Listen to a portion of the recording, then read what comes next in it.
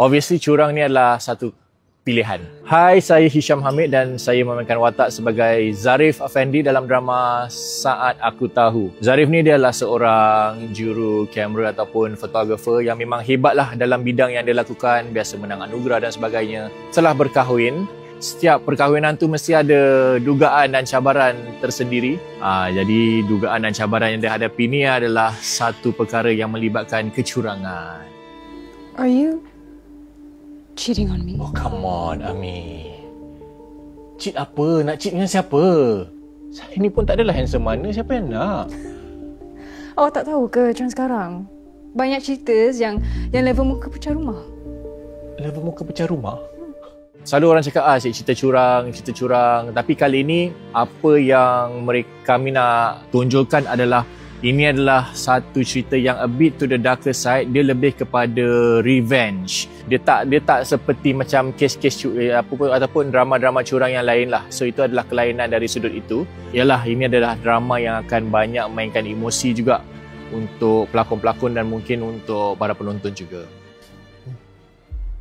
You're not my level. Apa yang kau ada? She loves me.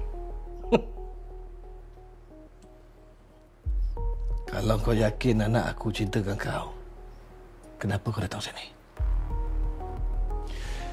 Saya cuma ada satu je permintaan untuk Datuk. Jangan masuk campur hal urusan rumah tangga kami lagi.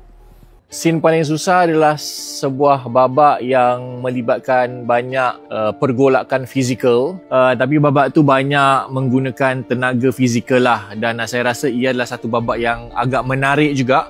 Menarik untuk kami yang membuat dan juga saya harap menarik untuk mereka yang akan menonton nanti. Bodoh tak bertempat kau cakap bodoh. Siapa yang bodoh? Ha? Siapa yang bodoh sekarang ni kau cakap?